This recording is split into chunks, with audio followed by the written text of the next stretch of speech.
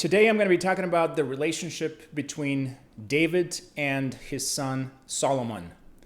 So in the first book of Chronicles, in this chapter, we see an aging King David. So David had Solomon with Bathsheba when he was around 50 years old. David died relatively young. He was in his probably mid-70s. It is a little bit interesting. He develops some sort of anemia or some other type of what we refer to as an older, aging, elderly person disease or condition, to where his body was not heating well. So in this specific chapter, Solomon is still very young. So he's probably in his late teens or early 20s. And this obviously happens before the chapter where King Solomon, now an established, still very young king, he dedicates a prayer. With a prayer, he dedicates the temple that he builds. So in the context of what's going on here is David encourages Solomon, and you will get that idea. He encourages Solomon in a very endearing way. The relationship between a father and son, between David and Solomon, is one of the most endearing chapters and endearing relationships that we see between a father and a son. Also between a father and we have also daughters as well, and I'll talk about that here in a little bit. But it is extremely, extremely emotional. You can see in David's language. Of course, David, who is the author of the vast majority of the Psalms in the book of Psalms, his style of speaking is extraordinarily emotional. He is up and down depending on the condition that he finds himself in, the circumstances that he finds himself in. You can still read that emotional appeal. You can read through it in this chapter in the first book of Chronicles. And you can also see how David is slightly more subdued than his usual self. You can tell that he is an aging king who is facing his death in just a few years, potentially. We don't know exactly how many years he's got to live after this specific instance here, but he is much more subdued. There's still the raw emotional style of his speaking, and in this case, we're reading it, but it is much more laid back. Now, again, David was a warrior king, so he faced an extraordinary amount of battles. Of course, he is absolutely undefeated. Unlike his son, who reigned over a time of peace. And you can see that in their writings also. You can see that because David's writing is extremely volatile and very emotional, whereas King Solomon, the one who presided over peace, his style is much more philosophical, right? He talks about existential kind of issues that we all face in the books that he wrote, and that would be the book of Proverbs and the book of Ecclesiastes. So one time when I was in church, I heard a very unfortunate statement, and that statement was something along the lines of, despite David's failures as a father. Now, I can tell you that this is complete and utter bullshit, right? It is nonsense. David was an extraordinary father, measured even by contemporary standards, which of course are slightly elevated. Now you have to remember, this is a time in history when fathers were literally sacrificing their children in the surrounding lands. And then of course, King Ahaz, who came from the line of King David, he also at one point institutionalized child sacrifice.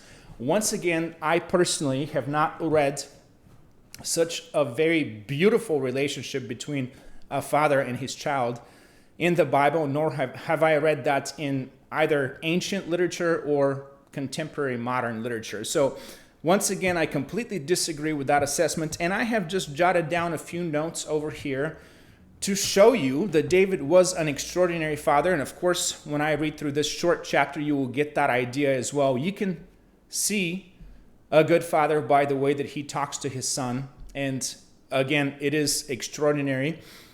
Now, first of all, David took in his daughter after an extraordinarily tragic devastating and catastrophic incident with her half-brother. So we know that story. I'm going to get to it at a later point. He also forgave his son for that tragic incident. And then further down, whenever he fought against his other son, Absalom, he didn't fight personally. He was removed from the battle. But whenever Absalom attempted to usurp the kingdom, David implored the captain of the host, in this case it was Joab. He begged him to not allow anyone to harm his son. Unfortunately, we know also what happened there. Absalom was brutally murdered. He was killed, even though David warned Joab not to do it. Joab disregarded that command and ended up killing Absalom. David mourned him and he grieved for him exceedingly, right?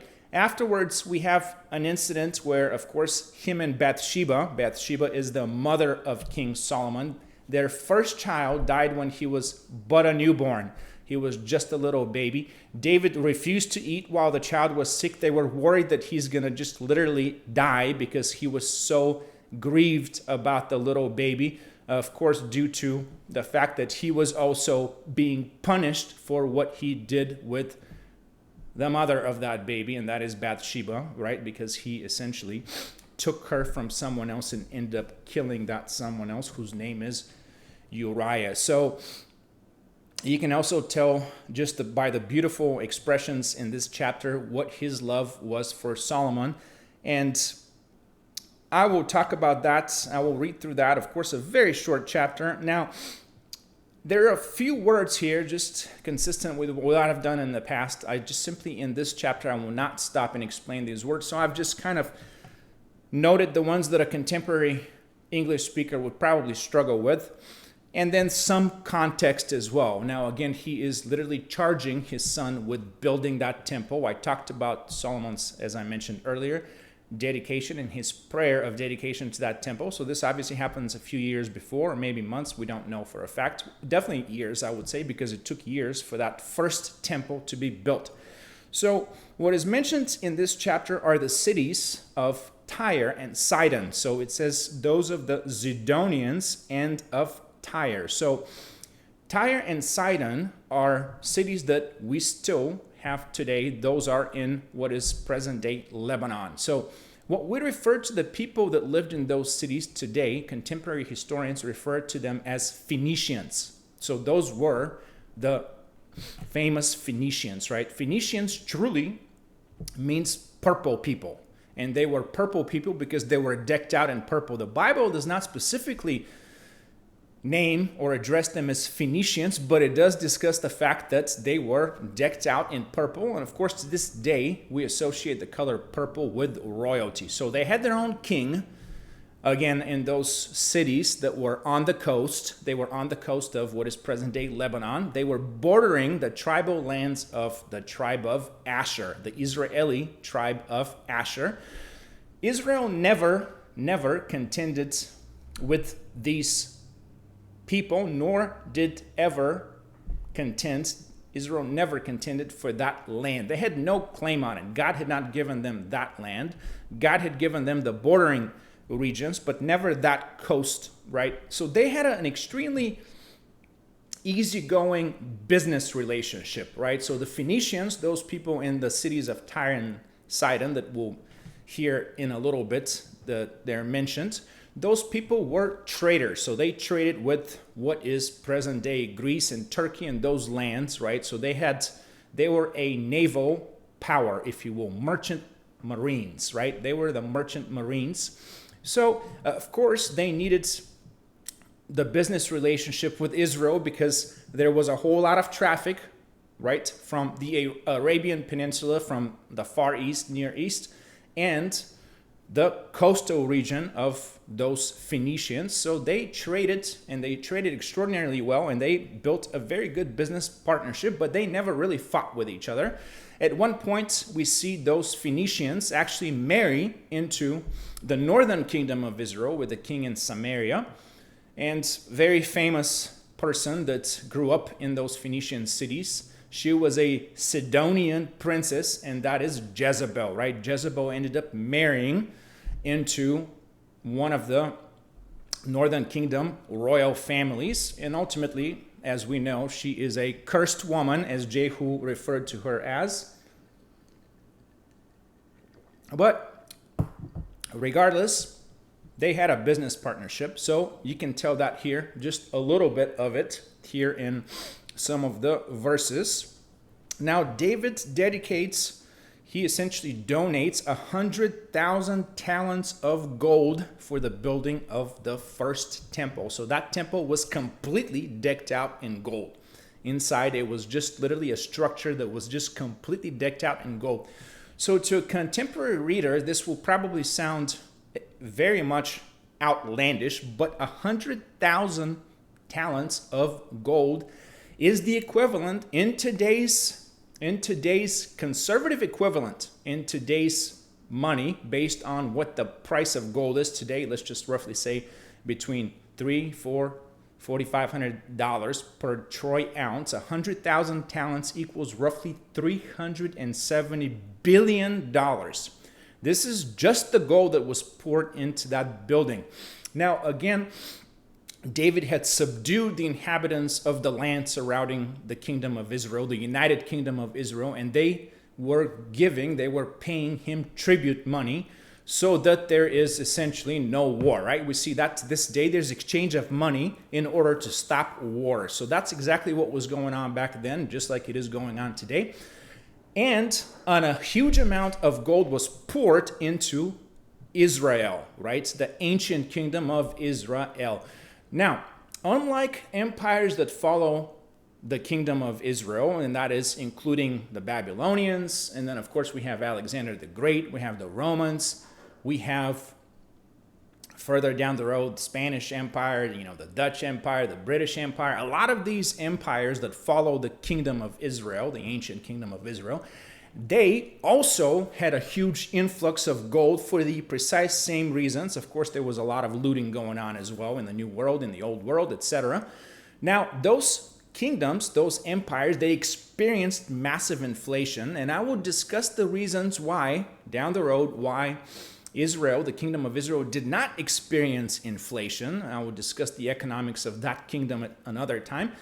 But it is very much related to the statutes that God gave these people through the law of Moses. And specifically, it refers to the statutes about land and land ownership. And those statutes, what they created was an extremely wealthy but equal society. Now, King David didn't use that gold and all that money, if you want to call it in today's terms. He didn't use that for personal purposes. They literally poured a whole lot of that into various types of, again, structures like this one, the temple, and then all the sacrificing, right? The sacrificing of animals. Of course, all of these animals were ultimately eaten, right? They was just like a big festival, if you will, just a huge feast where they would party for weeks, right? That's exactly what was going on. As you could tell from the first book of Kings and the chapter 8 that I talked about a while back, about that massive feast that King Solomon held with the entire nation when they were dedicating the temple, right? So there's also another word, of course, not many words in this chapter that do not make sense to a contemporary English speaker. That last word that I wanted to mention before I start reading, that is the word cunning. So cunning in Old English, in 400-year-old King James type of English, cunning does not mean, as we understand it today, meaning sly, very wise. It's essentially defrauding, more or less, is the context of the word cunning. Cunning back then, in that English, means simply someone who was very skilled at their work. Typically, those are artisans, right? And in this case, we're talking about masons and people who just literally carved various images, of course not images of God, but just various images that are decorative. For example, palm trees and cherubims and so on and so on. So once again, outside of these few explanations here, in the context, about the context, and also a few words. The vast majority of what we're reading here is very easy to understand. So let me just read that. Once again, this is chapter 22 in the first book of Chronicles. Then David said, "This is the house of the Lord God, and this is the altar of the burnt offering for Israel." And David commanded to gather together the strangers that were in the land of Israel. And he set masons to hew wrought stones to build the house of God. And David prepared iron in abundance for the nails of the doors of the gates and for the joinings, and brass in abundance without weight. Also cedar trees in abundance. For the Zidonians and they of Tyre brought much cedar wood to David. And David said, "Solomon my son is young and tender, and the house that is to be builded for the Lord must be exceeding magnifical, of fame and of glory throughout all countries. I will therefore now make preparation for it." So David prepared abundantly before his death. Then he called for Solomon his son and charged him to build a house of the Lord God of Israel. And David said to Solomon, "My son, as for me, it was in my mind to build a house unto the name of the Lord my God. But the word of the Lord came to me, saying, Thou hast shed blood abundantly, and hast made great wars. Thou shalt not build a house unto my name, because thou hast shed much blood upon the earth in my sight. Behold, a son shall be born to thee, who shall be a man of rest, and I will give him rest from all his enemies round about.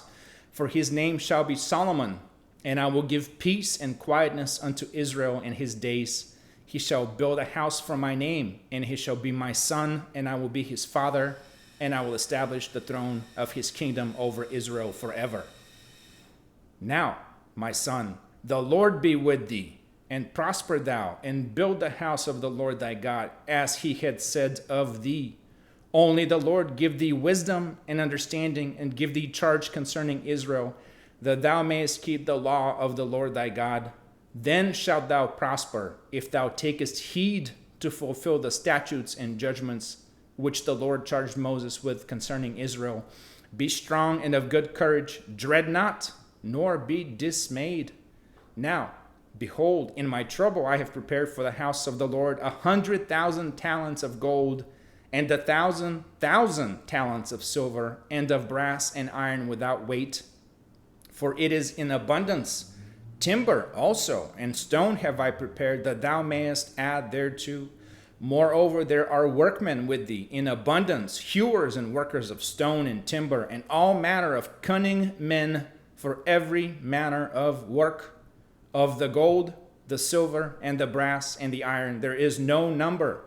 Arise, therefore, and be doing, and the Lord be with thee. David also commanded all the princes of Israel to help Solomon his son, saying, Is not the Lord your God with you? And hath he not given you rest on every side? For he hath given the inhabitants of the land into mine hand, and the land is subdued before the Lord and before his people. Now set your heart and your soul to seek the Lord your God. Arise, therefore, and build ye the sanctuary of the Lord God, to bring the ark of the covenant of the Lord and the holy vessels of God into the house that is to be built to the name of the Lord. And this is the end of chapter 22. Like I said, very short chapter. What stands out here, obviously, is David's very, very endearing, tender words towards his son. He encourages him tremendously. He talks about bringing the Ark of the Covenant, right? And we see that whenever Solomon dedicates the temple. The Ark of the Covenant contained the 2 tables of stone that God wrote on, right? He wrote the 10 commandments and gave them to Moses. Up to this point, as I discussed last time when I was talking about King Solomon's prayer, dedication prayer, up to this point, the Ark of the Covenant had not been in a building, as we see here, of stone, right? Of stone and timber. It was just simply in what we refer loosely as tents, right? Tabernacles, and so on and so on. Again, David repeats a whole lot of what he repeats what God told him. We know about all these things that God told him. He's brutally honest, right? He's talking about how much blood he has shed. Once again, he was a warrior king. Not to mention that he did end up by proxy, murdering someone by proxy. So he shed a whole lot of blood, unlike his son, who was much more at peace during his reign. And here, of course, we have David quoting God as telling him, this is what you've done. I will not let you build that temple. I will not let you build the house of the Lord. Your son will build the house of the Lord. I will be his father. He will be my son, and I will establish his kingdom forever, right? So what does that mean? What does that mean? So how can he establish his kingdom forever if that kingdom does not exist anymore? So is that actually a prophecy that has failed? Absolutely not, right? If you recall, in the book of Matthew, Jesus Christ is a direct descendant of both King David and King Solomon. So therefore, that kingdom truly does last forever, which is, of course, why I am talking about that. Another prophecy that is talked about later on in the books of Kings, and that is what God's going to do to the cities of Tyre and Sidon, right? Because they elevated themselves too high, thinking that they literally are equal to God because of their wealth, right? He said he's going to turn those towns into fishing villages, all right? Which is what they are to this day. That prophecy came in the mid-millennia before Christ, so first millennia before Christ. So the 6th, 7th century before Christ is when God issued that warning to Tyre and Sidon. And then ultimately, the Babylonians ended up destroying those cities, and they are fishing villages to this day with a smattering of tourism, right? And again, as you can tell, David's words here are very different from the vast majority of his writings that are so volatile and emotional. You can almost tell that he is very much a king that is subdued, that at some point, right, he is facing his own death. So I hope you enjoyed that. May God bless you, and I will see you next time.